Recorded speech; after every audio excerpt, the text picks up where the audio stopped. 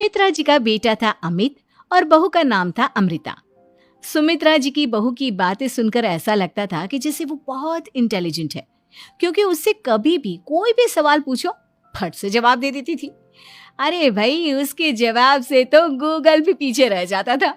और इसलिए कम से कम सुमित्रा जी के घर में तो किसी को भी गूगल की जरूरत ही नहीं पड़ती थी। जब भी घर में कोई बात चलती, कोई कुछ भी कहता, तो अमृता फट से कह देती, ये तो मेरे साथ भी हुआ था, मुझे इसके बारे में सब मालूम है। एक दिन सुमित्रा जी अमित और अपनी बहू अमृता के साथ अमित के बुआ जी, फूफा जी यानी कि मुकेश और उर्मिला जी के यहाँ पर मिलने के लिए गए। अरे बहुत अच्छा किया अमित बेटा, इतने दिनों के बाद आए हो तुम। हाँ सुमित्रा भाभी, कभी तो आ जाया करिए अपने बच्चों को लेकर। आपकी बहू के आने से तो हमारे घर में भी रौनक आ गई है। वो क्या है ना, अमित ऑफिस के काम में बहुत बिजी रहता है, इसलिए उसे तो वक्त ही नहीं मिल पाता। अच्छा, लगता है नौकरी काफी मुश्किल है अमित की। अरे नहीं नहीं फूफा जी, ऐसी कोई बात नहीं है। आप तो जानते हैं ना प्राइवेट जॉब में कितना काम होता है। अरे कोई समझे ना समझे, मुझे तो पता है प्राइवेट नौकरी में इतना काम करना पड़ता है कि इंसान की आफत आ जाती है। लेकिन बेटा, तुमने तो कभी जॉब की ही नहीं, तुम्हें कैसे पता? अरे जॉब नहीं की तो क्या हुआ मम्मी जी, सब जानती हूँ मैं। सबसे पहले ऑफिस में जाओ, वहां पर अपनी एंट्री डालो, उसके बाद दिन भर सिस्टम पर बैठकर काम करो। चारों तरफ कैमरे लगे होते हैं, आप अपनी नजर इधर की उधर नहीं कर सकते। उसके बाद दिन भर बॉस की चिक चिक सुनो, वो अलग से।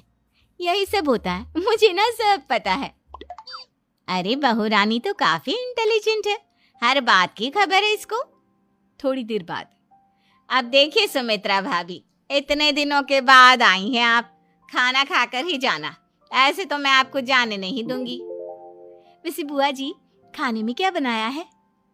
वो क्या है ना बेटा, आज तुम्हारी बुआ जी की तबीयत थोड़ी ठीक नहीं थी, इसलिए हमने सोचा कि जब तुम लोग यहाँ आ जाओगे तो बाहर से खाना मंगवा लेंगे और साथ में बैठकर खाएंगे।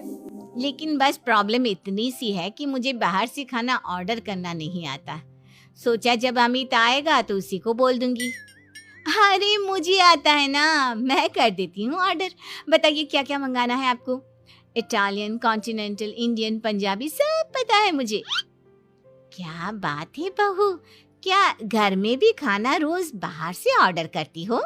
अरे नहीं नहीं नहीं बुआ जी, ऐसी कोई बात नहीं है, बस मुझे ना सब पता है। कोई बात नहीं अमृता, मैं अपने फोन से ऑर्डर कर देता हूँ। अरे क्या बात है, आजकल ऑनलाइन डिलीवरी पर कोई ऑफर नहीं चल रहा है, वरना काफी पैसे बच जाते। कैसी बात करते हैं अमित, मैं कह रही हूँ ना मुझे सब पता है। मुझे एक बहुत अच्छा ऑनलाइन डिलीवरी वाला मालूम है, जहाँ पर 50% ऑफ मिल जाएगा। और आज तो वैसे भी फ्राइडे है ना, फ्राइडे को तो उस पर 50-70% ऑफर मिलता ही मिलता है। अरे क्या बात है, इसके बारे में तो मुझे पता ही नहीं था। अरे बेटा, जिस चीज के बारे में किसी को पता नहीं होता, हमारी बहू को पता होता है।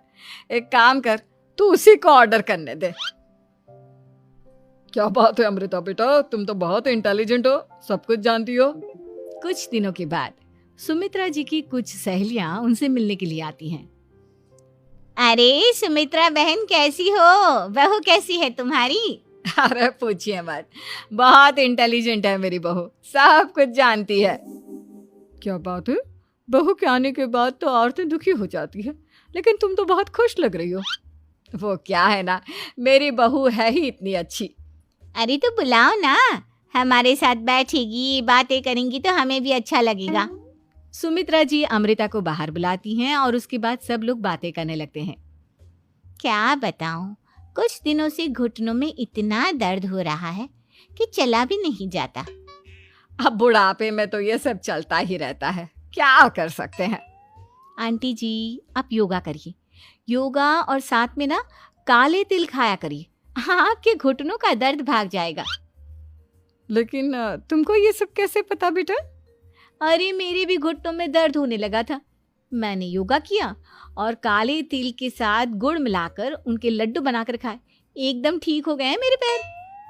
अमृता, ये तुम क्या कह रही हो, इतनी कम उम्र में तुम्हारे